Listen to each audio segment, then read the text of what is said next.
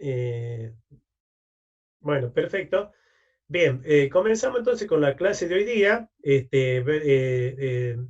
la clase de hoy día vamos a ver, por ejemplo, lo que es la parte. Nosotros estábamos viendo en la clase pasada, hemos estado viendo justamente lo que es el tema de lo que era. Nosotros hemos visto cómo se hace la medición de lo que es fuerza, lo que es momento, lo que son cuplas, cómo se hace lo que es la medición mediante los distintos tipos de instrumentos. Y hemos visto que generalmente cuando hacemos la medición, usamos como elemento, digamos, de medición, cuando usamos fuerza, generalmente usamos, por ejemplo, lo que son dinamómetros y en algunos casos usamos instrumentos para medir casos como el freno de Proni o bien los distintos tipos de dinamómetros que hemos usado.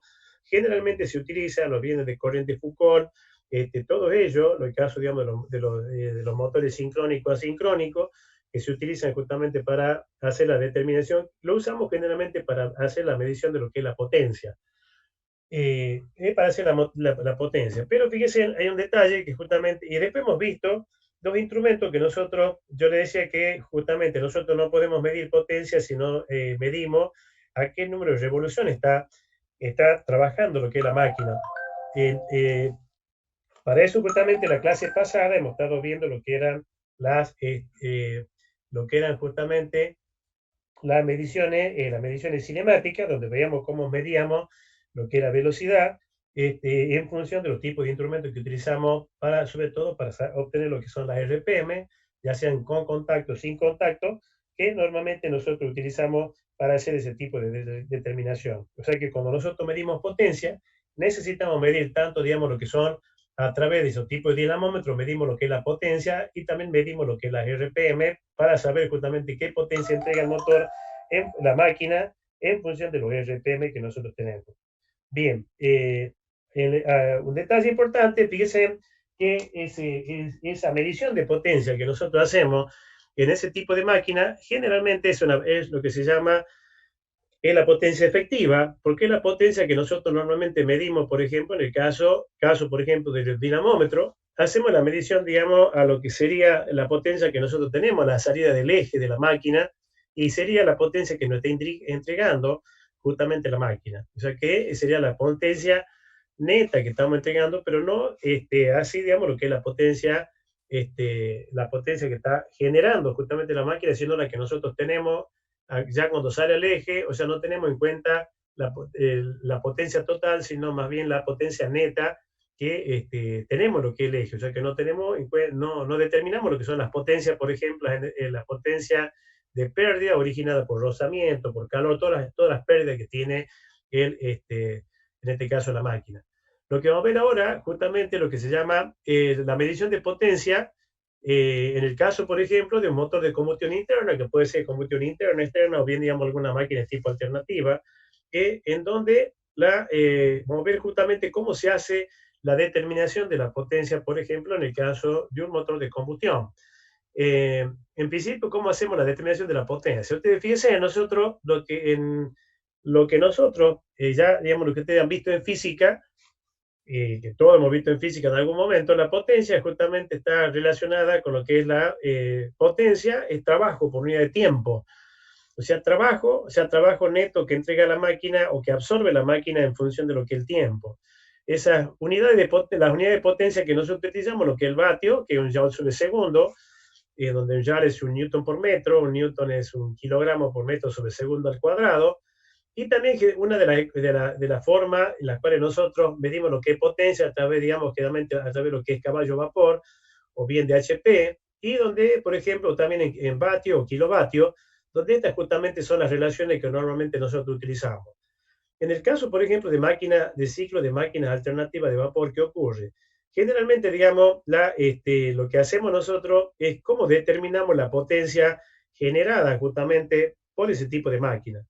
En esta máquina, fíjense, en esta máquina, ¿qué ocurre? Si imagínense un motor de combustión, donde internamente tenemos trabajando una máquina que funciona bajo un sistema de biela manivela, donde el cigüeñal gira, y a través de ese cigüeñal gira, el cigüeñal tenemos, digamos, lo que es una biela, que esa biela está justamente vinculada a lo que es un pistón, que ese pistón tiene un movimiento alternativo justamente dentro de un cilindro, y se realiza, lo que tenemos ahí justamente es un movimiento, descendiendo del tema de la manivela, en donde la rotación del cigüeñal se transforma en un movimiento alternativo dentro, digamos, del alternativo del pistón, donde lógicamente las velocidades van a ser variables entre lo que es el punto inferior y punto superior dentro de lo que es el cilindro.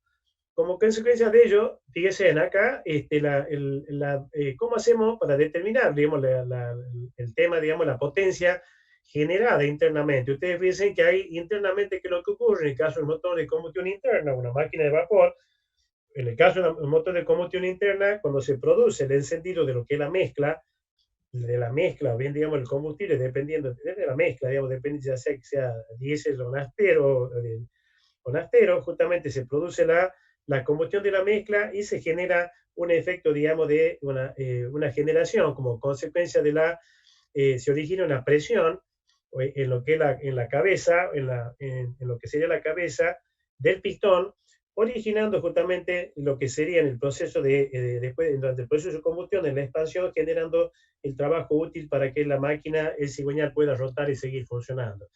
En este caso, fíjense, actúa, lo que hace justamente que se origine ese movimiento de rotación de cigüeñales como consecuencia de la presión que se ejerce como consecuencia de la combustión de lo que es la superficie en el área del pistón, y el desplazamiento del mismo hace justamente que se produzca como consecuencia de la presión esa que está actuando, aquí actúa, digamos, sobre la superficie del pistón, genera una fuerza que hace justamente que el pistón descienda, generando el movimiento rotatorio en lo que es cigüeñal.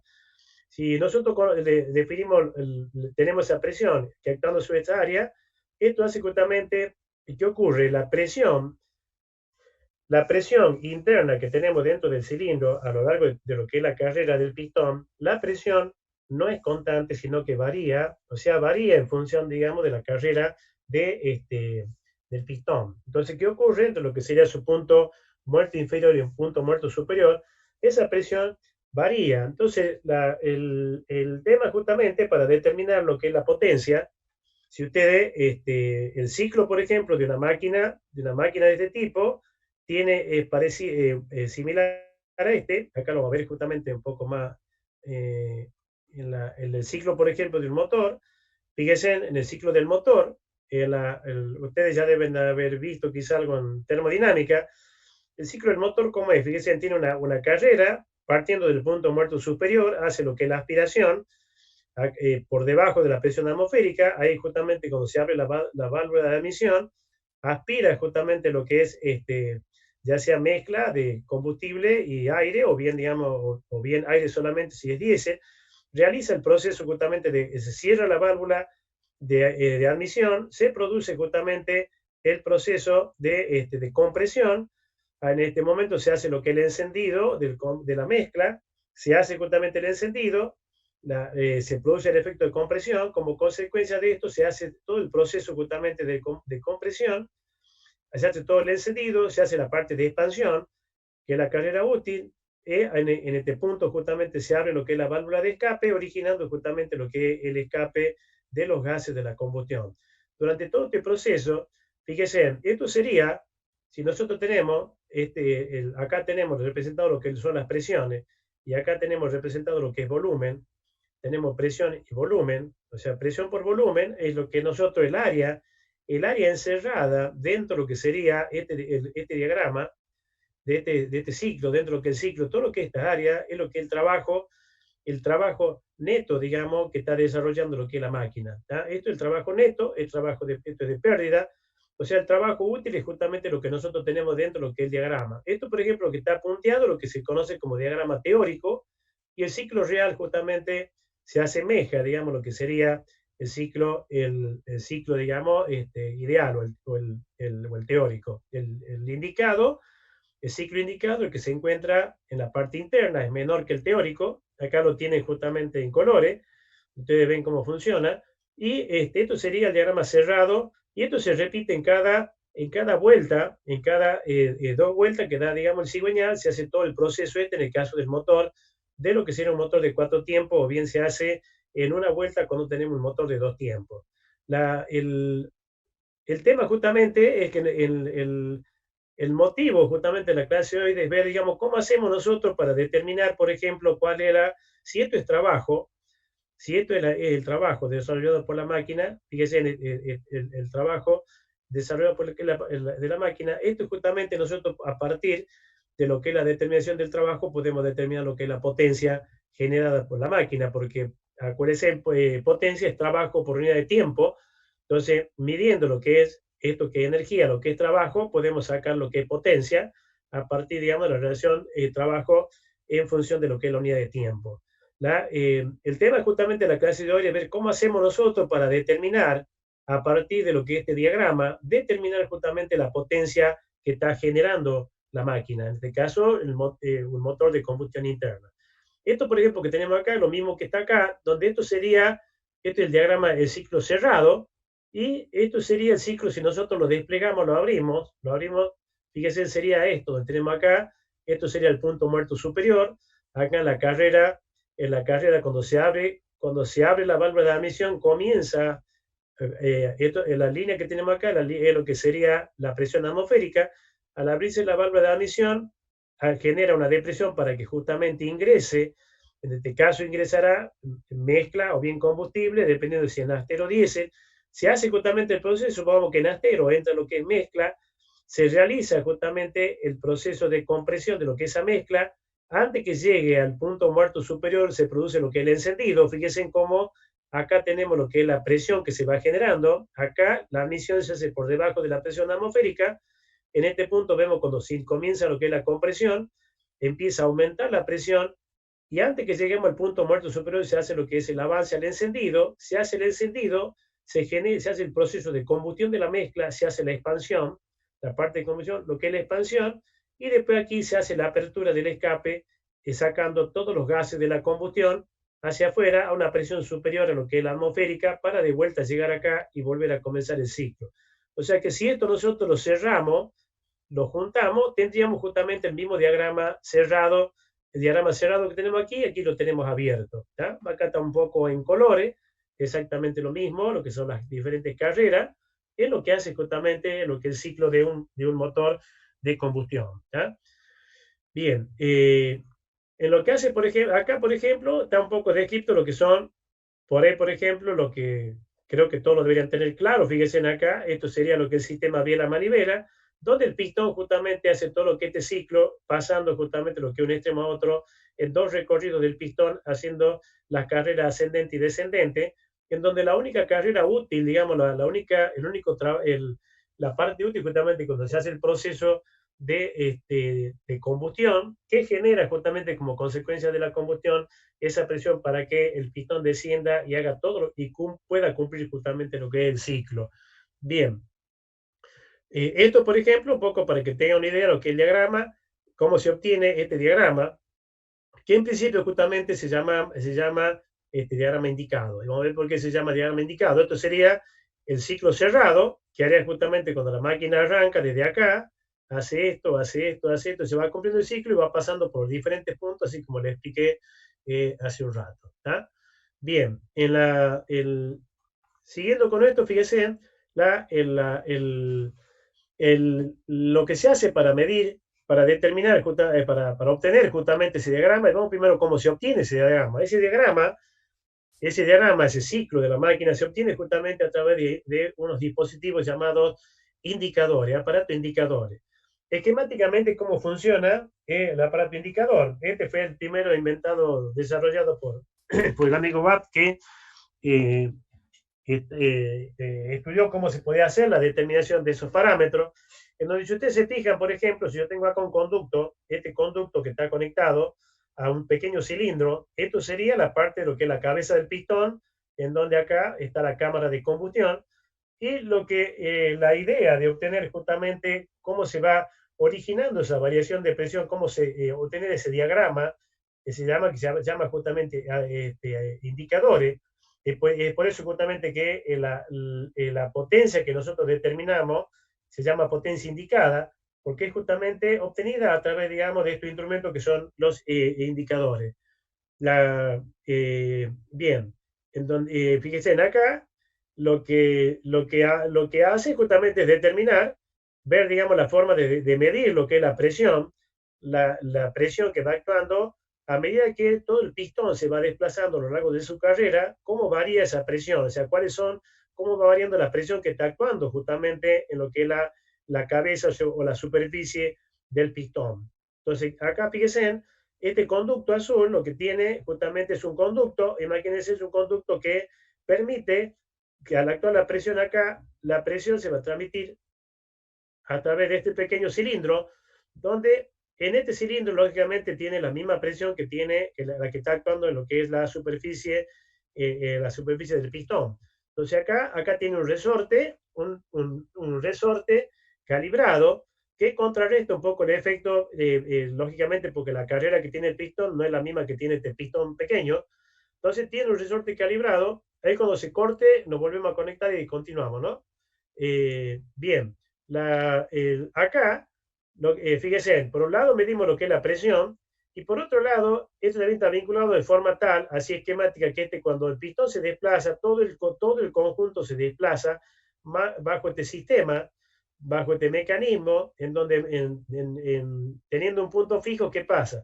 Acá, por ejemplo, fíjese, esta aguja permite, con respecto, digamos, a lo que es la presión que tiene, este émbolo sube y baja en función de cómo varía la presión, haciendo que esta aguja, justamente en lo que es el eje vertical, me mida justamente cuál es las presiones, la variación de la presión. O sea, me va determinando desde dónde hasta dónde varía la presión. Y por otro lado, al desplazarse esto mediante el desplazamiento de este sistema, lo que se desplazándose todo el conjunto, esto se va desplazando en función de lo que es el desplazamiento del pistón. O sea que de esa manera yo obtengo lo que sería el desplazamiento del pistón desde su punto muerto superior al punto muerto inferior y ya acá fíjese de esa manera la combinación de esos dos movimientos me permite obtener este tipo de diagrama que justamente por eso se llama diagrama indicador porque se obtiene justamente con un instrumento de este tipo, un dispositivo de este tipo. Bien, siguiendo con lo que esto, fíjese a ver si lo podemos poner como presente. No.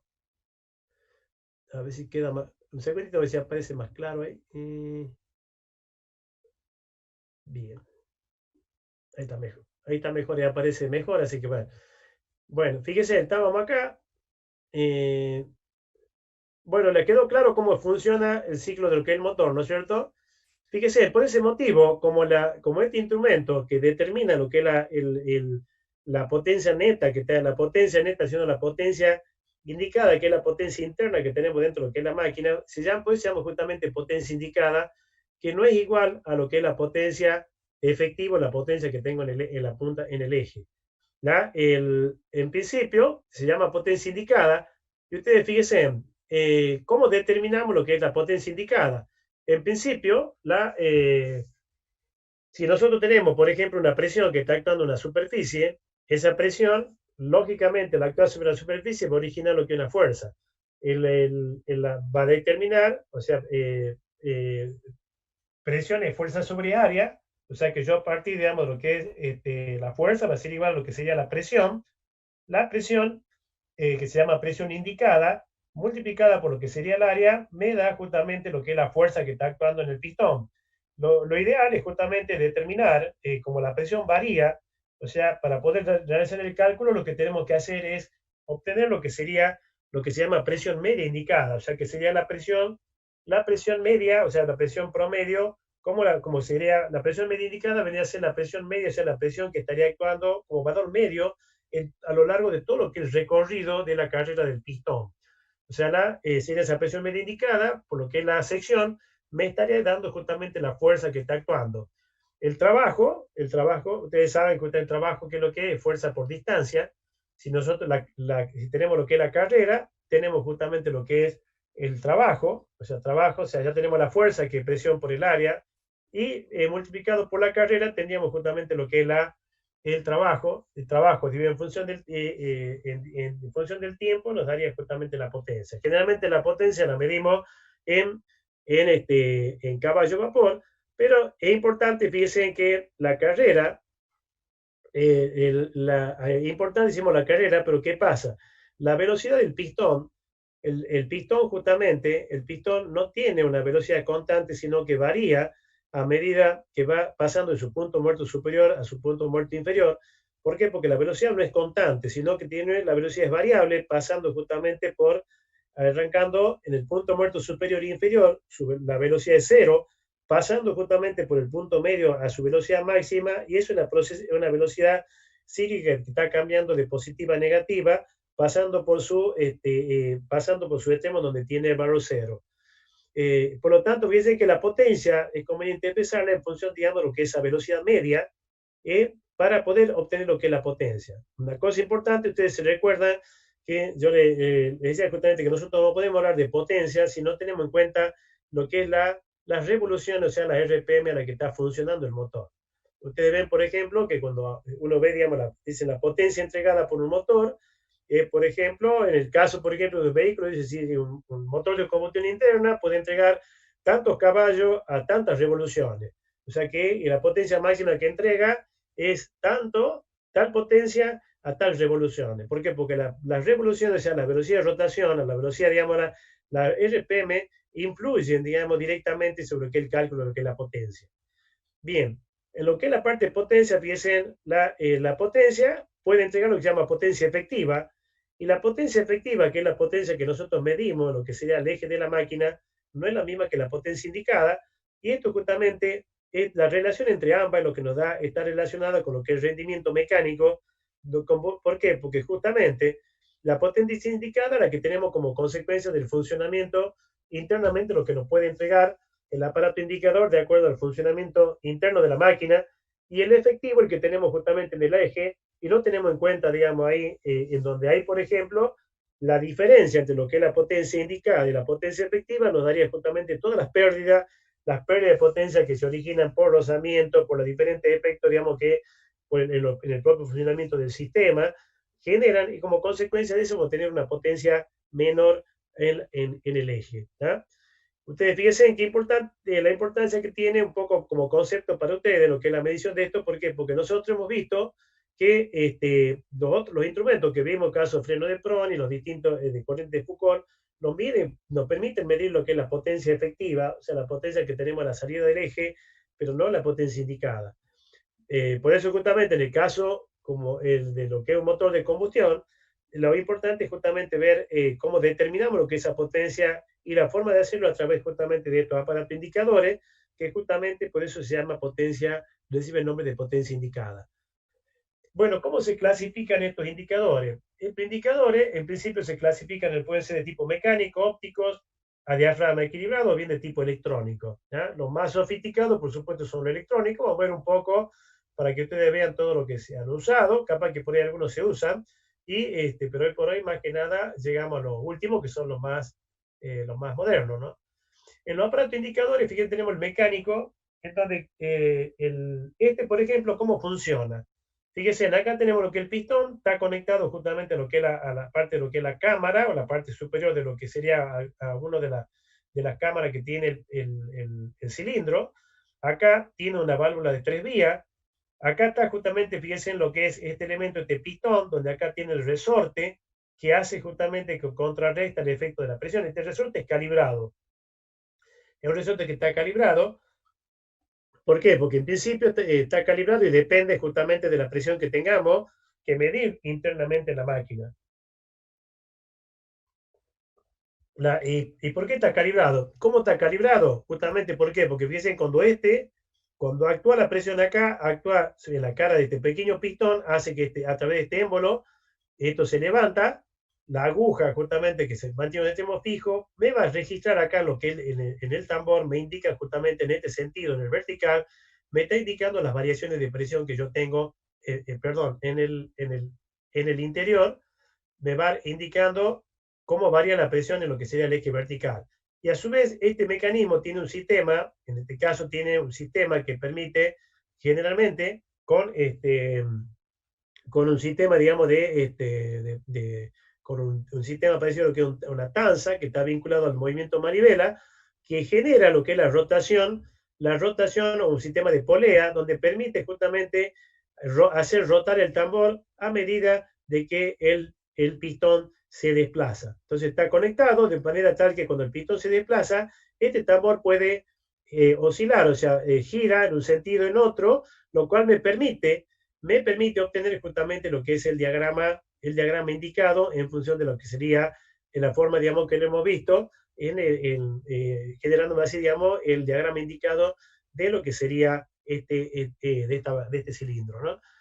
Le decía justamente que el resorte calibrado está calibrado de forma tal, ¿por qué? Porque de acuerdo al tipo de presión, supóngase en el resorte puede estar calibrado de forma tal que cuando el resorte se comprime, por decirle un valor, se comprime un centímetro, decimos, bueno, si se comprime un centímetro, la presión que está midiendo, por decirle algo, es de 2 kilos o 3 kilos por centímetro cuadrado. Entonces, lo que se va a desplazar por cada kilo, por cada 3, 4, 3 kilos, por ejemplo, supongamos que sea de 2 kilos por centímetro cuadrado, pues,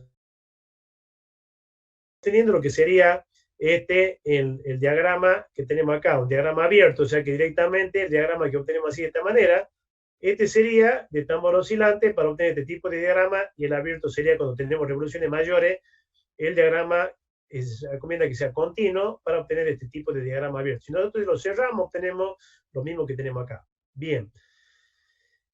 Acá lo tiene, fíjense cómo está vinculado. Acá tenemos la cabeza del cilindro, el sistema mecánico en donde permite justamente hacerla, en función de que se desplaza, permite hacer de que el tambor vaya y vuelva, digamos, o sea, que tenga ese movimiento oscilante para obtener lo que es el diagrama indicado. Esquemáticamente funcionaba así. Acá, por ejemplo, lo tienen cómo está constituido el instrumento, o sea, acá dentro de lo que es la caja, tienen acá, esto sería el tambor, acá tienen la polea de vinculación, acá tienen el sistema que se utiliza para conectar a lo que sería el sistema biela-manivela, el elemento que se utiliza de vinculación para originar lo que sería la rotación, para hacer el efecto, digamos, de rotación de lo que es el tambor.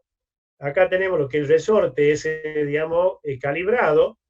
Acá estaría el pistón, digamos, que registra acá donde va roscado en la parte, digamos, de la cabeza del cilindro de la máquina, y acá va puesto el papel donde hacemos lo que es el registro, lo que es el ciclo. Acá lo tiene, por ejemplo, una persona haciendo una medición, acá está puesto justamente el instrumento, con lo que el papel haciendo la determinación de lo que será el ciclo en una máquina, ¿no? También existe otro que también es mecánico, que por ejemplo el de Mayac, en donde en vez de tener un resorte, tiene un sistema elástico envoladizo, que acá funciona igual. Fíjense, acá tenemos lo que es el tambor giratorio, acá actúa mediante un pistón que actúa sobre el resorte, haciendo lo que es la medición de la presión, y tiene acá un sistema que permite hacer rotar el cilindro para obtener justamente lo que es el valor de lo que sería el desplazamiento para lograr el diagrama indicado. En este caso, justamente, como tienen menos problemas, o sea, menos resonancia en cuanto a lo que sería el resorte, tiene justamente, tiene menos inercia, tiene justamente, lo podemos usar hasta un valor mayor, hasta 2400 RPM. También funciona con un sistema mecánico.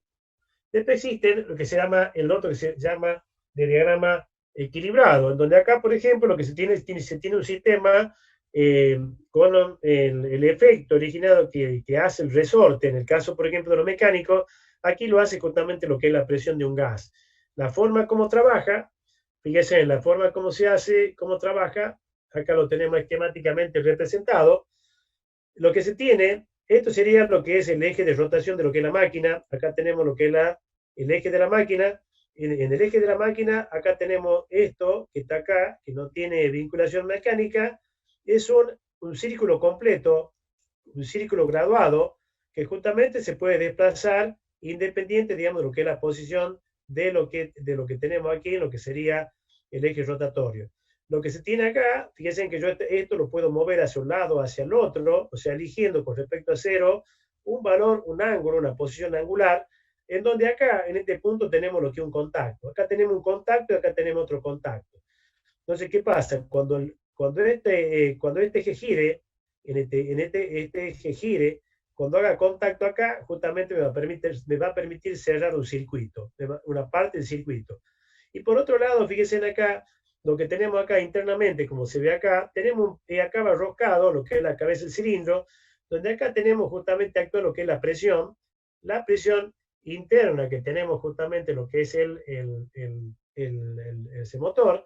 Acá hay un diafragma muy sensible, donde este diafragma, de un lado actúa lo que es la presión que tenemos internamente en el cilindro, y del otro lado tenemos justamente lo que es la presión de un gas. Acá tenemos un gas en botella, donde nosotros, por ejemplo, hacemos ingresar mayor o menor cantidad de gas, aumentando lo que es la presión, la contrapresión de lo que es el diafragma. Esto tiene un sistema refrigerado por el efecto, digamos, térmico de lo que son los gases para medir, para hacer, digamos, para medir la presión. Acá fíjense cómo funciona esto. Acá, si ustedes observan, cuando el diafragma se levanta, tiene un sistema de contacto. Cuando hace contacto, ¿qué pasa? Cierra un circuito a través de una batería, y ese circuito, al cerrar ese circuito, tenemos un capacitor en donde, cuando se cierra el circuito, por ejemplo, cuando este diafragma se levanta, toca este elemento, cierra el circuito, lo que es la batería. Del otro lado, cuando acá coincide lo que es la posición de este contacto con el ángulo que hemos elegido, que hemos puesto justamente con este círculo graduado, y cuando coinciden los dos, a través de un capacitor existe un auricular que me permite detectar, que justamente hace un clic, en donde detectamos, a partir de lo que sería ese clic, sabemos justamente que acá la presión ha originado que se cierre el circuito, y acá justamente en esa posición se cerró el circuito, y yo sé que justamente lo que estoy haciendo, ¿qué es lo que estoy haciendo? Fíjense, acá en el momento que esto se cierra y esto se cierra, ¿qué ocurre? Se cerró el circuito. ¿Y cómo se cierra el circuito? Acá, por ejemplo, actúa la presión, está actuando lo que es la presión de lo que sería la parte interna de los gases, de la parte interna de lo que es el cilindro. Y de acá lo que hacemos con el gas, le vamos aumentando la presión, aumentamos la presión, y lógicamente le generamos al principio una mayor presión que la que está generando el pistón, los gases internamente en el pistón. Vamos disminuyendo lo que es la presión hasta el momento tal en donde, cuando la presión del gas lo vence al diafragma, hace contacto y cierra el circuito. Entonces, ¿qué pasa? Cuando cierra el circuito, se va a cerrar acá, me va a hacer el clic, y yo, ¿qué es lo que estoy haciendo? Me hace el clic, y yo lo que estoy haciendo justamente es medir. O sea, me coincide esto, medir justamente para esta posición angular, o sea, para esta posición de lo que sería el ciclo rotatorio de la máquina. O sea, para esta posición medir justamente a tanto grado, medir justamente cuánto es el valor de la presión que tengo en el cilindro. ¿Cómo medimos la presión? A través de lo que sería la lectura que tenemos en el manómetro, que va a ser justamente la presión que está la contrapresión que está generando el gas en la parte interna, y la presión que estamos midiendo aquí no alcanza a vencer para hacer el contacto. Con un pequeño hace contacto, y de esa manera podemos saber, mediante lo que es el equilibrio de presiones, saber que la presión que me está dando el manómetro es la presión que yo voy a tener justamente en esa posición angular de lo que sería la máquina. Cuando la máquina, por ejemplo, yo le voy variando lo que es el ángulo, y de esa manera, para distintos valores de ángulo, voy midiendo las presiones, y de esa manera puedo medir justamente en función de lo que sería la carrera o el desplazamiento que va teniendo lo que es el ciclo de la máquina. Voy midiendo justamente para cada posición, voy determinando cuál es el valor de la presión. De esa manera, acá tiene tres, porque puedo llegar a medir, por ejemplo, tres presiones diferentes en diferentes puntos, mido la presión y puedo ir trazando de esa manera lo que sería el diagrama presión-volumen, que es en función de lo que es la carrera, para tener lo que es ese diagrama indicado. Bien, fíjese, en el otro que veíamos justamente decíamos que era de principio de funcionamiento óptico. En el óptico, ¿cómo funciona? Básicamente acá igual tenemos lo que es la conexión de lo que es la parte, lo que es el cilindro de la máquina. Tenemos acá un diafragma. Este diafragma, a través de este diafragma, fíjense, tiene una aguja. ¿Esta aguja qué hace? Acá en esta aguja está vinculada a un elemento, digamos, unido con un sistema de fleje, en donde está vinculado lo que es un espejo cóncavo. Sobre este espejo cóncavo incide justamente una luz que, lógicamente, al variar angularmente, al variar la posición de este espejo, la reflexión de esa luz emitida cambia el ángulo de reflexión. Ese ángulo de reflexión se va representando justamente en un espejo. Este espejo, digamos que este espejo cambia su posición, o sea, va cambiando en función de lo que es la rotación del eje de la máquina. Entonces de acá tenemos, vinculando entre lo que sería el efecto originado, el efecto de reflexión originado de esa luz como consecuencia, digamos, de lo que es la reflexión en este espejo, y más sumado a lo que es el movimiento de rotación que tiene otro espejo, permite tener, por ejemplo, en un sistema, mediante un sistema fotográfico, bien digamos, mediante lo que es una forma de registro fotográfico, se puede ir teniendo las diferentes posiciones y así obtener lo que sería el trazado del diagrama indicado, o bien, o bien puede ser en una placa fotosensible que me queda registrado ese haz de luz, cómo va cambiando punto a punto en función de que la máquina va cambiando tanto lo que es su carrera por la parte rotacional como también las presiones que se van registrando en cada punto.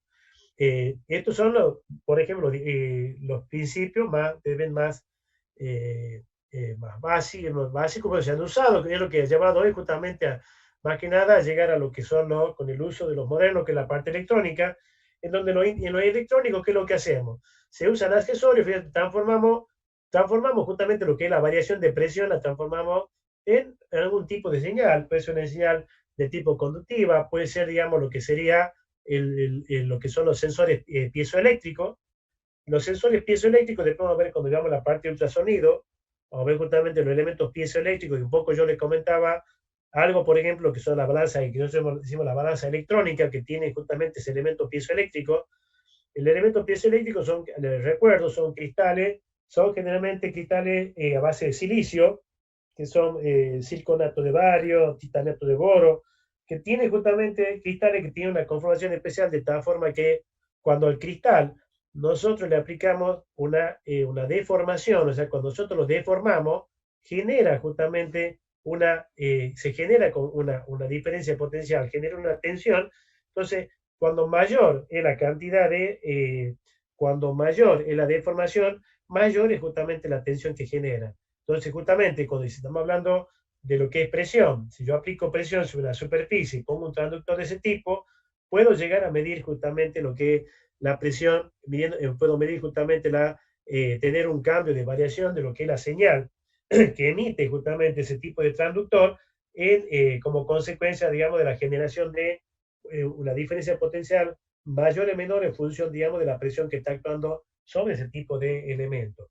O bien puede ser de tipo resistivo, puede ser conductivo, diferentes tipos electrónicos que lo que hacen justamente ante un cambio, ante una fuerza, un estímulo, a una fuerza, una presión, en este caso presión, le va a generar una variación que a partir de esa variación nosotros la podemos utilizar, ya sea conectando a lo que sea una computadora o bien a lo que sea un osciloscopio para tener justamente lo que es la manifestación de la señal y poder obtener justamente ese famoso diagrama indicado, igual o de forma similar a lo que nosotros vemos, digamos, tanto en el sistema mecánico como en el óptico, como también el de diafragma equilibrado.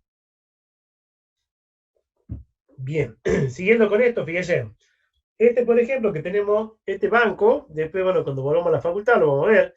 Este banco, por ejemplo, es el banco que se encuentra en el laboratorio del ingeniero Mens, que es justamente el laboratorio de la... por ejemplo, es un banco que, fíjense, acá tenemos lo que es un motor de combustión, un motor Scania, donde acá tenemos lo que sería, este sería el dinamómetro que actúa por corriente Foucault. Este actúa justamente por efecto medimos la potencia a través, digamos, del frenado, de lo que sería el eje del motor, como consecuencia, digamos, de los campos magnéticos antagónicos que se generan, tratando de llegar hasta lo que es la parte para medir la potencia entregada por lo que es la máquina. Con esto, por ejemplo, fíjense, nosotros podemos seguir acá, acuérdense, esto no tiene una vinculación mecánica, sino que esto directamente es una carcasa donde tenemos todo el bobinado que genera el campo magnético, generado sobre unas láminas que están en el rotor, justamente tiene un sistema de láminas metálicas que tienden a hacer lo que, y la forma de frenarlo justamente aumentando la generación, generando un mayor campo magnético tendiente a frenar lo que es la máquina. De esa forma, ¿cómo medimos justamente cómo funciona el freno? Fíjense, en este freno tiene, si bien está justo hacia el otro lado, este freno, esto es una carcasa flotante que tiene, o sea, gira, está montada sobre el rodamiento, sobre lo que es el eje, o sea que no tiene una vinculación rotacional entre lo que es esta carcasa con el eje está en la parte interna acá, y esta carcasa tiene del otro lado un brazo en donde en la punta de ese brazo tenemos puesto una celda de carga de tipo piezoeléctrica. Ese brazo justamente actúa como frenando, porque cuando gira el eje tiende a arrastrarlo a todo lo que es la carcasa. Lo que la frena la carcasa está frenada como consecuencia de ese brazo que tiene, que está apoyado sobre esa celda piezoeléctrica, que como consecuencia se frena, y lo que me está midiendo justamente es en función del campo magnético y de la fuerza de frenado que estoy haciendo, me va a generar un momento, y cómo mido el momento justamente a través de lo que sería multiplicando lo que es el brazo de palanca por la fuerza que me está registrando justamente esa celda piezoeléctrica de carga. Acá lo que estamos viendo, fíjense lo que es la potencia efectiva, que es la potencia que me está entregando la máquina en lo que el eje, ¿tá? En el eje de la máquina. ¿Tá? Y veamos, por ejemplo, cómo se hace para registrar lo que en forma electrónica lo que es la potencia indicada. ¿Tá? No hay pregunta. Acá, por ejemplo, fíjense, tenemos lo que es un osciloscopio, tenemos todo un sistema de registro y tenemos lo que es un motor de combustión. La forma esquemática de conectarlo, justamente tenemos un motor donde, por ejemplo, colocamos un elemento, un sensor de tipo piezoeléctrico, algún sensor, hacemos amplifica lo que es la carga, y tenemos un sistema de registro con un encoder óptico para registrar justamente los pulsos, para medir lo que es la carrera de tanto lo que son las RPM como también lo que es los puntos, digamos, de máximo, de punto muerto superior y inferior de lo que es la máquina. Tenemos una tarjeta de adquisición de datos donde la podemos llevar a una computadora para obtener justamente lo que es ese diagrama indicado. ¿Tá? Bien.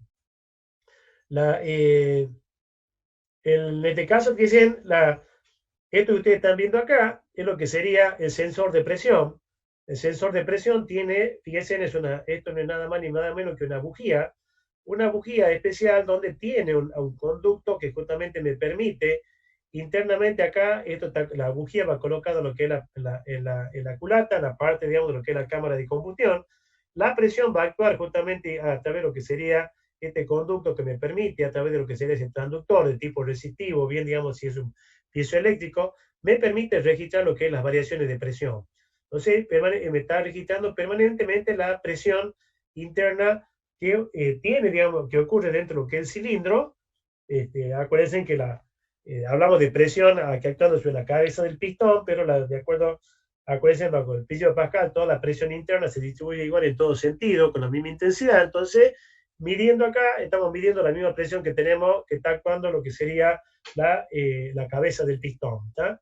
Bien, acá como está puesto, digamos, lo que es este elemento, digamos, este sensor, para ver lo que es la presión, y acá conectado a lo que es un osciloscopio nos va a registrar, digamos, cómo varía, nos va a registrar en lo que sería una de la entrada, nos registra cómo varía la presión. O sea, la presión varía prácticamente, como decía, bueno, que sería en el eje vertical, y está conectado justamente a lo que sería el transductor de presión. Y acá tenemos justamente el elemento que me va a permitir, mediante el sistema óptico, me va a permitir registrar en función de los puntos máximo y mínimo, la posición que tiene para cada valor de presión determinado, cuál es la posición que tiene con respecto a lo que sería el extremo, el punto muerto superior e inferior. También me permite registrar los valores de lo que sería las RPM a la cual está girando la máquina, y eso hago todo el procesamiento de datos para incorporarlo justamente a lo que sería el osciloscopio.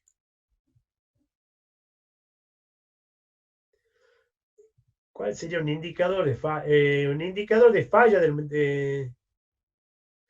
bueno, en principio, digamos, indicador de falla.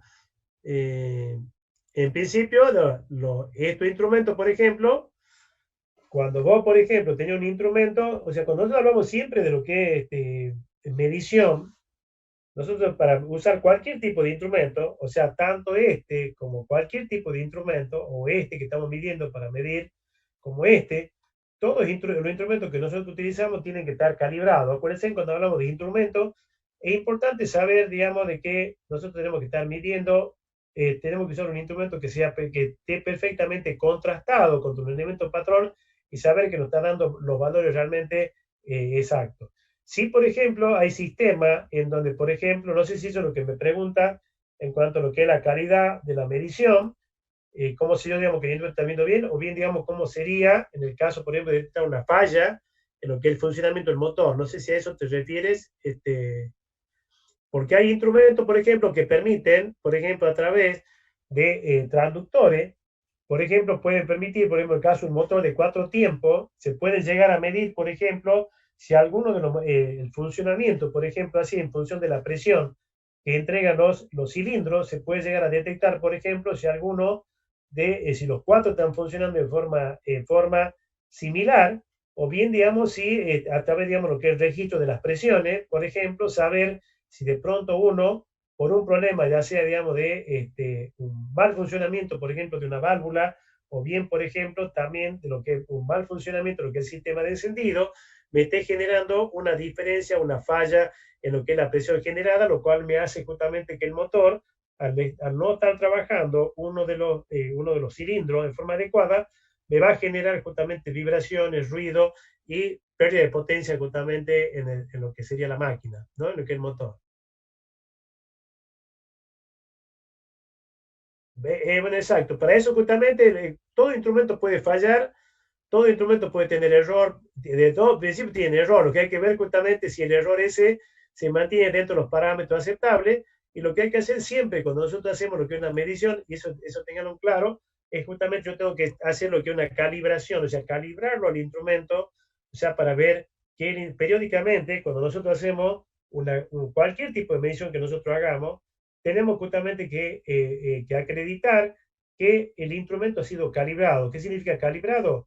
Acuérdense, el medir no es lo mismo calibrar. Medir es cuando yo mido con un instrumento. Calibrar es cuando yo al instrumento lo contrasto contra un instrumento o bien de mejor calidad o un instrumento que nosotros llamamos patrón. Ese instrumento patrón tiene que ser reconocido como patrón, tiene que estar, digamos, certificado como patrón, y no cualquiera puede tener ese elemento patrón. Ustedes fíjense así más o menos para aclarártelo al tema. Suponte vos, cualquier fábrica, suponte vos Scania, que utiliza, bueno, Scania no usa tanto, bueno, Scania, por ejemplo, ya los sistemas que usa son electrónicos de verificación, pero supongamos otra empresa, como Divaco, que utiliza todavía instrumentos de tipo manual, algunos electrónicos también, pero mayormente manual. Ellos tienen utilizando justamente los instrumentos que normalmente usan, que usa el tornero, que usa el fresador, que cada uno que usa, digamos, lo que es en sus tareas habituales. Y existe un laboratorio de control de calidad, donde el laboratorio de calidad periódicamente, los instrumentos que nosotros usamos en el taller, lo contrasta con instrumentos calibrados que tienen como elementos patrones dentro de lo que es el laboratorio de calidad.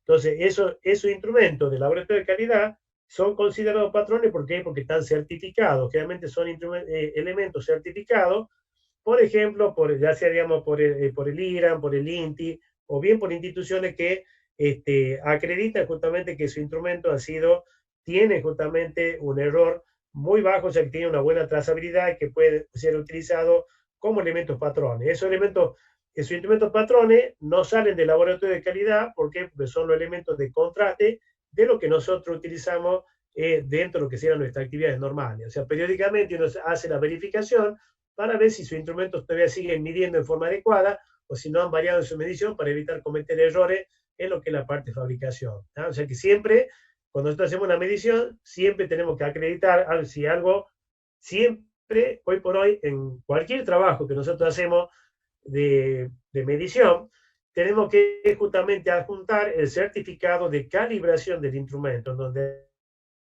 justamente, generalmente esa certificación dura un año, donde algún ente, por ejemplo, como digo, el tema del INTI, el IRAN, o algún ente certificador, muchas veces las mismas empresas que fabrican los instrumentos tienen su centro de control de calidad que certifican los instrumentos que ellos fabrican o otros similares, y ellos están acreditados como entes certificadores de instrumentos. ¿Ah? Bueno, yo como comentario, desde hace muchos años he querido hacer algo en el laboratorio, algo parecido para poder certificar instrumentos, pero bueno, hasta el día de hoy no hemos podido avanzar mucho en eso, ¿no? Bueno, perfecto. Bien, fíjense, volviendo sobre esto, o sea que acá tenemos lo que es la señal, en esta señal tenemos lo que es la variación de la presión, y tenemos conectado el sensor de presión, esto que va determinando justamente la posición, la RPM, y de esta manera, fíjense, tenemos, por un lado, tenemos lo que sería la variación de velocidad, o sea, cómo va variando lo que es la velocidad de lo que es la máquina, y por otro lado tenemos lo que es la variación de presión. Tenemos una entrada, en una entrada tenemos conectado un tipo de señal, en la otra señal, cuando juntamos las dos señales, llegamos a tener justamente lo que es el diagrama, ese diagrama indicado, representado en el osciloscopio, así como lo vemos para los sistemas, digamos, los indicadores, tanto mecánico, óptico, que lo que vimos anteriormente. O sea que de esta manera, esto también lo podemos tener representado a través de lo que es una tarjeta de datos, de una computadora, llegar a obtener, digamos, mediante el procesamiento de datos, llegar a tener un diagrama así de este tipo. ¿Tá? Bien, una cosa, fíjense acá, esto, por ejemplo, este diagrama indicado, yo le decía justamente que este diagrama indicado responde a un estado justamente de la máquina. Esto justamente responde a un cierto número de revoluciones que tiene la máquina. Porque ustedes fíjense, acá tienen lo que es un ensayo de un diagrama real, de un diagrama indicado de una máquina, en donde la máquina girando con este número de revoluciones, el diagrama indicado es así de esta manera. O sea, fíjense, acá tenemos lo que es la presión en megapascal en función de lo que es el volumen de estos datos que están acá y de algo que yo conseguí, digamos, lo que es un ensayo de una máquina. Y fíjense que a medida que va variando la RPM, fíjense cómo va variando a partir de que vamos aumentando para 1976, cómo varía el diagrama indicado. A medida que nosotros vamos aumentando, las RPM va variando lo que sería el diagrama indicado, aumentamos el RPM y lógicamente cuando mayor son el número de vueltas, mayor va a ser, acuérdense que el área esta es la representativa del trabajo de lo que es la máquina. ¿Tá? O sea, fíjense, si ustedes multiplican presión por volumen, van a ver justamente que esto nos está dando lo que sería el trabajo que tenemos interno dentro de lo que es por el proceso ese, digamos, interno de la máquina, en la zona justamente registrada de lo que es la máquina, ¿no? En la parte interna. Seguimos aumentando lo que es la RPM, el diagrama va variando, sigue variando, y a medida que aumentando, fíjense en cómo cambia lo que es el diagrama. Por eso, fíjense un poco en lo que yo le decía, que no tiene, en caso de los motores de este tipo, no tiene sentido hablar de potencia si no hablamos de RPM, o sea, porque ustedes se están dando cuenta que de acuerdo a la RPM, cómo varía lo que es la potencia, o sea, acuérdense, en potencia trabajo por unidad de tiempo, o sea, cuando mayor el trabajo, mayor va a ser la potencia que puede entregar lo que es la máquina. ¿Tá? Bien, acá esto sería la representación de todo estos efectos, representándolo acá, lo que serían los caballos, no se ve en función de la RPM, vemos cómo varía en función de cada uno de las RPM donde fue medido, cómo la potencia va aumentando para las distintas RPM de lo que sería ese ensayo del motor. ¿tá? O sea, vemos que aumenta, no se ve en función de lo que es la RPM. Y esto sería el diagrama de la curva, la curva par, o sea, lo que sería el momento, el par motor que tenemos, el par el que mueve la máquina, la potencia y la RPM. Acá, por ejemplo, en función de la RPM tenemos esto que está acá. Fíjense, esto que está acá es cómo varía la potencia en caso en kilovatios de la máquina, donde acá vemos que en función de lo que sería la velocidad de giro, o sea, de la RPM, cuando mayor son las RPM, mayor es la potencia que está entregando lo que es la máquina, el motor. El par motor, ahí cuando se corte lo volvemos a conectar y ahí cuando ya no queda poco, cuando terminamos, concluimos con la clase, ¿no? Bien. Bueno, volviendo con esto, fíjense, esto sería la parte celeste, sería la representación de lo que es la potencia, y esto que está acá es justamente cómo varía lo que es el par motor. O sea, el par motor es cuál es el momento que está generando en lo que sería el eje de la máquina. ¿tá? O sea, cómo varía también el par motor. ¿tá? Bien. Otro dato importante, esto por ejemplo en el caso de un motor de combustión, estos datos por ejemplo son importantes, fíjense, esto después ustedes lo van a ver cuando vean la parte de máquinas térmicas, máquina alternativa de turbomáquina en quinto año, van a trabajar sobre esto, pero fíjense, de todo modo les sirve para saber ¿qué hacemos? ¿Cómo determinamos justamente lo que es la potencia de una máquina? Y a través, digamos, de usando este tipo de elementos. Acá, fíjense, acá tenemos representado lo que sería la potencia de la máquina, el par motor y lo que es el consumo de combustible. Si ustedes se fijan acá, acá tenemos, esto sería de acuerdo al número de revoluciones que tiene la máquina. ¿Ah? Acá fíjense, esto sería la potencia de la máquina, cómo varía la potencia en función de las RPM. Llegamos a este punto, sea el valor de potencia máxima. A partir de este punto, aumentamos la RPM, la potencia empieza a decrecer. Y el par motor, fíjense, igual que en el caso anterior, va variando de esta manera. Y el consumo también cambia. Acá fíjense, el punto 5 nos estaría dando el punto de menor consumo. El consumo se refiere a la cantidad de combustible que está utilizando o de energía que está usando la máquina, que está, en el caso, por ejemplo, si un motor de combustión, en cuánto está consumiendo de combustible para poder funcionar, ¿no? Acá fíjense que tenemos, en este punto, tenemos el menor consumo, casi, digamos, este sería el momento de mayor par, este punto sería la potencia que tenemos en este valor, este sería el valor de potencia máxima. Fíjense que cuando nosotros pasamos el punto óptimo, hay un punto óptimo, decimos que es donde nosotros, lo que se llama velocidad crucero, lo decimos justamente cuando el vehículo está funcionando a cierto RPM, traducido a velocidad, decimos que está en un orden de velocidad de 80 a 100 kilómetros, perfecto, kilómetros por hora. Tenemos justamente el mínimo consumo, no tenemos el total de potencia de la máquina, tenemos el mejor par y tenemos justamente casi el mejor par y tenemos bajo consumo. Cuando nosotros queremos aumentar la potencia, o sea, queremos ir a una mayor velocidad, cuando mayor velocidad necesitamos justamente mayor potencia en la máquina va a generar más potencia y va a disminuir lo que es el par y como consecuencia de eso el consumo va a aumentar, aumenta el consumo. ¿Tá? Fíjense que lo que es el consumo de combustible siempre decimos que para bajas revoluciones, o sea, cuando el motor, por ejemplo, está girando a 1000 vueltas, que es la velocidad, digamos, que se llama de ralentí, o sea, cuando está prácticamente el motor sin o sea, sin moverse, prácticamente, en el caso, digamos, cuando tenemos prácticamente pocas vueltas, entrega poca potencia, tiene un consumo alto comparativamente entonces lo que es en zona de bajas revoluciones como también de altas revoluciones. Por eso hay un punto óptimo que se dice, bueno, perfecto, a tantas vueltas tengo el menor consumo, voy a tener tal par y voy a tener tal potencia. Se fíjense que es imposible, como yo decía, hablar de lo que es potencia de la máquina sin tener en cuenta lo que son el número de revoluciones, como hemos visto justamente en el ejemplo anterior. ¿Tá? Bien, esto es lo que es la parte de lo que son la curva característica representada cada una. Esto es lo que es la parte de lo que es el consumo, esto es lo que es el par motor y esto es lo que es la potencia de la máquina representativo para los mismos valores de RPM.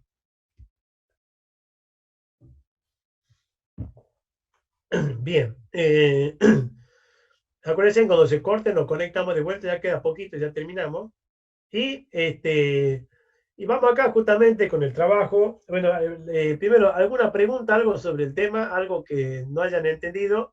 Porque no, justamente les voy a explicar más o menos, ustedes van a tener que hacer un trabajo práctico relacionado a este tema. Y un poco les quería explicar, generalmente digamos, el trabajo práctico lo hacemos en el laboratorio, pero bueno, como no disponemos de laboratorio, yo me tomo la atribución este, pasar por encima al ingeniero Jiménez y mostrarle justamente cómo hacer el contenido y cómo van a desarrollar el trabajo práctico, que en principio es el trabajo número 4, pero lo vamos a poner, pónganlo como trabajo 4. Hay un trabajo 3 que justamente responde a lo que es mediciones cinemáticas, que bueno, claramente se basa en mediciones que hacemos en el laboratorio, midiendo lo que es velocidad en el torno, pero yo diría, no sé si está de acuerdo, Sergio, que lo dejemos como trabajo 4 y después Sí, no vemos. hay problema, ingeniero. Usted corta el queso con la materia. No hay ningún problema. Sí, sí, Bueno, sí. Estoy muy de acuerdo. bueno, así que bueno, un poco yo más o menos, la idea es justamente, después ya vamos a ver justamente para que le pasemos así por le vamos a pasar por Classroom, le vamos a pasar el enunciado, le vamos a pasar el enunciado del práctico, pero le voy a explicar cómo lo van a desarrollar al práctico y qué es lo que van a tener en cuenta. Fíjense, la idea es partiendo de la base de lo que sería el diagrama indicado. Perdón, Ahí, ingeniero. sí, Perdón. ahí, bueno, ahí los chicos más bien van a tener que hacer el cálculo, digamos, del área que usted le va a indicar, digamos, que necesitan, digamos, la presión indicada y todo ese tipo de Ah, detalles. ese es el problema de ellos, total, ellos son buenos en Son buenos análisis. calculando. No, tiene lo que sí, un poco como dice el ingeniero Sergio, lo que tienen que hacer ustedes es determinar, por ejemplo, le va a dar un dibujo, algo parecido así a lo que sería esto, a lo que sería el ciclo de la máquina, sin tener en cuenta digamos, que el trabajo de pérdida, este trabajo de pérdida, el trabajo positivo sería la parte roja, lo tomamos como el trabajo positivo, no vamos a tener en cuenta para hacerle más sencillo para ustedes, donde ustedes van a tener que determinar, fíjense, en qué es lo que determina lo que es la presión media indicada. En principio, recuerden, se llama presión media indicada porque se obtiene justamente la presión que se obtiene del diagrama indicado, que está obtenido este diagrama a partir de los indicadores, que es lo que de la potencia interna que está generando, o sea, que estamos generando en la máquina. Entonces, ustedes acá, ¿qué es lo que es sacar la presión? La presión media indicada es sacar lo que sería la presión media, significa la presión promedio, o sea, sacar como si esta presión fuera constante. Esta presión media indicada va a ser es como si estuviera trabajando una presión constante en todo lo que es el recorrido, el desplazamiento, en toda la carrera del pistón. ¿Tá? Entonces, en función de lo que hay que hacer es justamente determinar lo que es el área y transformar esta área, fíjense, como decimos, transformo toda esta área en lo que sería un rectángulo. Entonces yo tengo justamente este rectángulo, me daría lo que es la presión media por el volumen, me estaría dando justamente lo que sería el trabajo, ¿estamos? O sea, esta área, que va a ser un rectángulo, estaría dado por la presión media indicada, por lo que sería el desplazamiento el desplazamiento que tiene la variación de volumen que se va originando como consecuencia del desplazamiento del pistón. O sea que ustedes van a tener que hacer a sacar mediante el análisis de lo que son las curvas, determinar justamente cuál es el área y a partir de ahí sacar justamente, transformar esa área a lo que sería un rectángulo para sacar cuál sería la presión, esa presión media constante que estaría actuando en todo lo que es la carrera de desplazamiento de ese cilindro. ¿Estamos? ¿Estamos de acuerdo? ¿Alguna duda? ¿Pregunta alguna duda? ¿Alguien le queda duda cómo es? Bueno, aparentemente no le quedó duda. Bueno, bueno, sigamos entonces. Ahí bueno, ya en un minutito se va a cortar, así que cuando se corte, lo vuelvo a conectar. No les tomo asistencia todavía, ¿no, Sergio? No, ¿no? ¿Sergio? Sí, ingeniero, Sí. sí le tomé asistencia después de que los dos alumnos que se han presentado al último, porque tengo Sí, 39 registrados, sí. que se notifiquen por WhatsApp, así yo lo tenga en Sí. cuenta y lo agregue. Bueno, perfecto, perfecto, que te avise, perfecto. Bueno, ahí ya se va a cortar, Sí, así sí, seguimos con gracias, esto. ingeniero. Ya queda un ratito, no quedan más de 10 minutos, pero ya para que terminemos la clase, pero ya se corta. Así que, bueno, en un ratito ya se corta, continuamos con esto para que lo terminemos, ¿tá? Bueno, estamos de acuerdo entonces que lo que tenemos que hacer es determinar a partir del área, sacar cuál, transformar lo que sería esta área roja en lo que sería un rectángulo por eso justamente obviamos esta parte para que no sea tan complejo, lo dejamos únicamente la parte roja en consideración justamente a los alumnos, ¿tá? Bueno, fíjense en cómo hacemos el cálculo de la potencia indicada. En principio, la potencia indicada, la potencia dada justamente en caballo vapor, va a estar dada por lo que sería esa presión media indicada, que es la que ustedes tienen que determinar.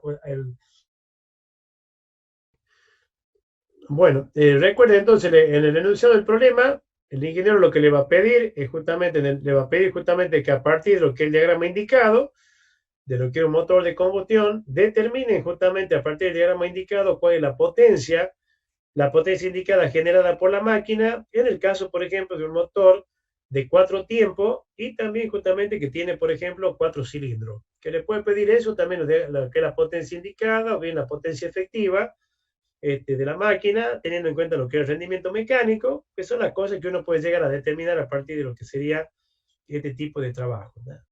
Bien, ahí creo que están casi todos.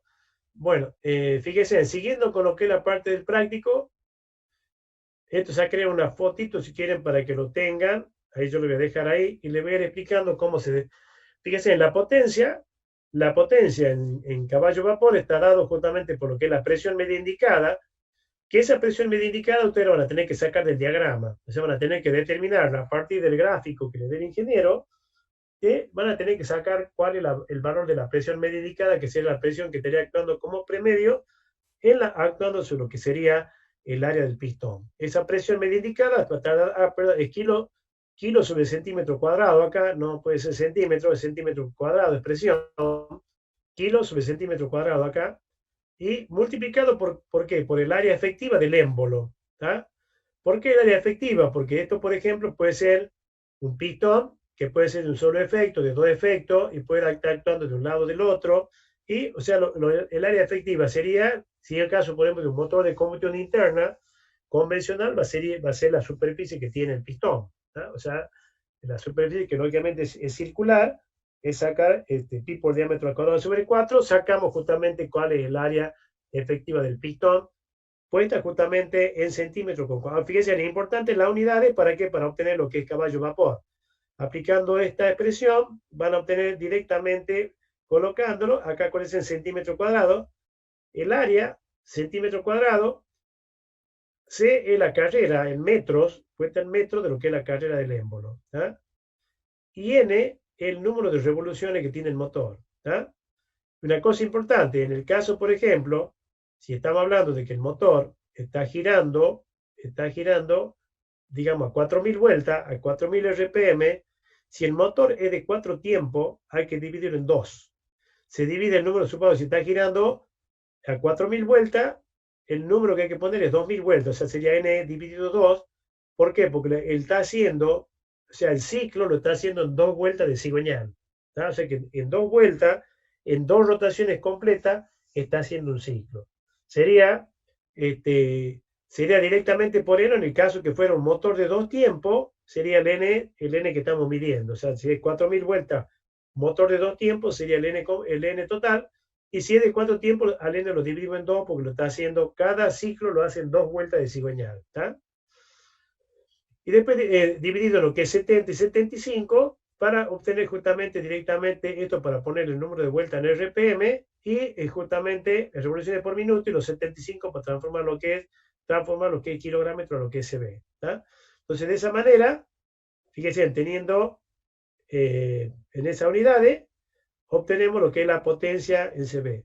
¿Cómo determinamos lo que es la presión media indicada? Acá justamente está puesto cómo determinamos, acá de vuelta está mal, el kilo sobre centímetro cuadrado, acá, ojo, presión media indicada, kilo sobre centímetro cuadrado, ¿cómo determinamos la presión media indicada? Este error mío, no es del ingeniero Jiménez, mío, este justamente lo estuve poniéndolo hoy día, así que error del ingeniero Pérez, no del ingeniero. Cualquier cosa que consulte el ingeniero, no hay problema. El kilo sobre centímetro cuadrado, presión. Igual fíjense en lo que es S, ¿qué es lo que es S dividido L por I? ¿tá? O sea, acuérdense, esto es dividido L por I va como denominador. Pues, ¿qué es lo que es S? El S es el centímetro cuadrado, que va a ser el área del diagrama indicado, que es la que ustedes van a tener que determinar. O sea, el área total del diagrama indicado. ¿tá? Y L es la longitud del diagrama, o sea, cuál es la altura que tiene el diagrama, y multiplicado, dividido también por lo que sería la escala del resorte, que me indica justamente para tanto cuánto son los centímetros de deformación, me representan el valor de lo que es la presión que está marcando. ¿tá? O sea que, fíjense, ¿por qué es importante determinar lo que es ¿por qué? Porque fíjense, la altura que la presión media que está indicando, acuérdense que aparte del indicador tiene, es el caso que tiene el sistema mecánico, que tiene un resorte. Ese resorte yo les comentaba que está calibrado justamente ¿para qué? Para que supongamos, cada centímetro de deformación me represente, por decirle algo, 2 kilos por centímetro cuadrado de presión. Eso me indica que cada centímetro me representa 2 kilos por centímetro cuadrado. ¿Y qué pasa? Supongamos que yo estoy usando, en un caso, estoy usando un resorte calibrado que me da para ese valor se deforma 1 centímetro. Pero ¿qué pasa si yo estoy usando otro resorte calibrado que para el mismo motor uso el resorte que cada centímetro me representa, por ejemplo, 5 kilos por centímetro cuadrado? Si cada centímetro, quiere decir justamente que el diagrama indicado que voy a obtener en lo que es la escala de presión la altura va a estar relacionada con la constante de calibración de que tiene el resorte. ¿Tá? O sea que cuando más blando sea el resorte, mayor va a ser la altura, la diferencia de altura que voy a tener en la escala de presión, que si el resorte justamente tiene una menor deformación como consecuencia de la presión. Entonces, por ese motivo, el valor hay que poner obtener lo que sería el área dividido lo que sería en función de la longitud que tiene para obtener justamente lo que sería ir por la escala del resorte, me permite sacar lo que es la presión media indicada. O sea que de esa manera yo voy a poder sacar del diagrama, o sea, ustedes fíjense, es obvio que si el resorte tiene una resistencia, digamos, la escala, por ejemplo, es el resorte más blando, va a tener un diagrama más alto del punto de vista de lo que es medición de presión, que si tiene una mayor resistencia a la presión va a ser más chato, y como eso es representativo en la escala de presión, tengo que sacar la presión media indicada, la altura que yo tengo, la altura en lo que el diagrama de presión va a depender de la constante de calibración que tenga ese resorte. ¿Tá? Bien, ¿estamos de acuerdo? ¿Hay alguna pregunta hasta ahí? Así seguimos. Bueno, ahí importante, piensen, sáquenle en foto a esto, así lo tienen para que sepan cómo se lo van a calcular. Acuérdense de acá, obviar el error este que es centímetro cuadrado, acá centímetro cuadrado. ¿Tá? Bien.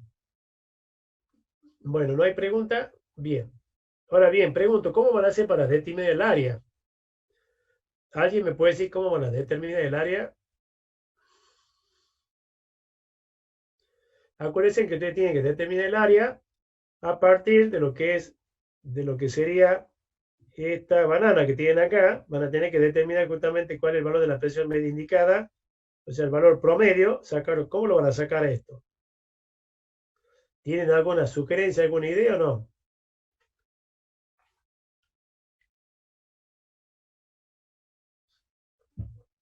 Por lo visto, ninguno de los alumnos se anima. Ah, bueno, hay dos ya, Audace. Bien. Integrando con integrales, perfecto. Bien, perfecto. Bien ahí, bien ahí. Sí, sí, Bien, o sea que a partir de las funciones que ustedes tienen, pueden integrar y saca lo que es el área. Bueno, perfecto. Bien, bien, bien, perfecto. Bueno, está bueno. Así que, bueno, ya le vamos a pasar las funciones para que lo hagan. Bueno, fíjense, o sea que estamos acá, entonces sacamos lo que es el área, sacamos el valor medio y acá le muestro algo, digamos, que le va a servir. En principio, digamos, un poco lo que yo le estaba preguntando, cómo lo hacemos. Lástima, bueno, que nosotros, este instrumento que está acá, esto lo tenemos en el laboratorio de mecánica, del laboratorio, digamos, de área 2, en la parte donde yo estoy. Este instrumento es un instrumento que a ustedes les permite, después si quieren, cuando volvamos, si Dios quiere a clases presenciales, lo pueden observar y ver cómo funciona. Este es un instrumento que se llama planímetro, es un integrador, está mal puesto acá, integrador de área se llama, no integrador de área, que es un planímetro. ¿Y qué es lo que hace este instrumento? Directamente me permite calcular el área, me permite poder obtener el área sin hacer ningún cálculo. Entonces yo puedo sacar el área utilizando este instrumento que les cuento cómo funciona. Así que bueno, quédense tranquilos que el área ya le va a dar al ingeniero Jiménez como dato. Entonces, bueno, que el instrumento ha sido, el área ya lo han medido con este instrumento, yo saco el área como para que ustedes hagan el cálculo nada más.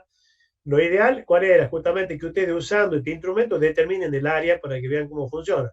De todo modo, lo vamos a usar cuando tengamos que hacer la parte de ensayo de tracción para sacar el área del diagrama de tracción para saber, digamos, lo que es el trabajo de deformación. Así que también lo podemos usar ahí, que eso es de segundo cuatrimestre, así que de alguna manera lo van a poder ver funcionando en el laboratorio. Es más, cuando lo veamos el práctico de vuelta, si quieren lo podemos ver para que verifiquen el valor, así que no hay ningún problema. Y les comento cómo funciona. Este instrumento tiene un sistema en donde acá tiene un elemento, un brazo pivote, acá tiene una punta con un punto de fijación. Acá tiene una barra que acá tiene un pivot, o sea que engancha justamente en un punto de lo que es esta parte, justamente el instrumento donde nosotros que utilizamos para lo que es la medición. Así, bueno, todo el conjunto forma parte del instrumento. Esta barra va apoyada ahí, tiene un punto acá donde permite, acá este elemento puede rotar alrededor de ese punto. Y después tenemos este otro elemento acá, este otro elemento que también va vinculado al instrumento, donde acá tenemos directamente, tenemos un índice, un indicador, y acá tenemos lo que es una lupa. Una lupa, esa lupa lo que me permite ver, justamente me permite ver lo que yo tengo abajo amplificado. La forma, digamos, la forma como funciona es yo acá fijo, supóngase, yo pongo el diagrama, volviendo a lo que el diagrama por ejemplo, fijo en un punto, el punto fijo, y la idea es colocar todo lo que sea el dibujo en un plano perfectamente fijo para que no se mueva el diagrama, y arriba de esto apoyamos el punto fijo, y el otro, que el brazo ese que tiene la lupa, lo vamos haciendo desplazar, vamos observando, siguiendo la forma del trazado que tiene todo lo que es este diagrama. O sea, vamos siguiendo y arrancamos, por ejemplo, de este punto, hacemos todo el seguimiento de lo que es la curva que tiene el diagrama, lo vamos siguiendo la vuelta, lo vamos siguiendo la vuelta, y lo seguimos y terminamos en el mismo punto. Eso lo hacemos con esta parte, queda fijo, y a medida que se va desplazando, con el sistema de brazo, el instrumento tiene un sistema de rueda acá que van girando, se van acomodando, y solo el instrumento va haciendo la suma y resta de las áreas, de tal manera que acá en el cuadrante, generalmente, un cuadrante mecánico, acá como el que está acá, tiene un sistema de rueda que nos da directamente el valor del área recorrida por este índice, o sea, el área que hemos recorrido en todo el diagrama, nos permite dar directamente el área en centímetros cuadrados. O sea que nosotros, utilizando este instrumento, podemos medir todo lo que sea el área, y ya tenemos lo que es la determinación del área, o sea que solamente nos quedaría dividir justamente por lo que es la altura y lo que es la constante del resorte, que también son datos del problema, y de esa manera ustedes pueden llegar a sacar lo que es la presión media indicada, y después ya queda únicamente hacer lo que es el cálculo. O sea que, en principio, así que bueno, no es tan complicado, lo importante es que lo hagan y lo tengan justamente para ver cómo se usa. ¿Está? Bueno, bueno, ¿alguna pregunta? Con esto creo que hasta ahí llegamos con esto. No hay ninguna más. Sí, ahí terminamos. O sea, no sé si hay alguna pregunta, algo que quieran consultar, algo sobre el tema.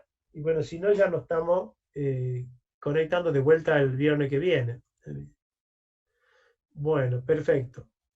Bueno, perfecto. No sé, bueno, si quiere aportarle algo vos, Sergio, con respecto a esto, algo del práctico, algo, y ya tendríamos justamente, ya tendrían todo para poder hacer el práctico 4, que le podemos subir, digamos, por Classroom para que lo tengan al enunciado.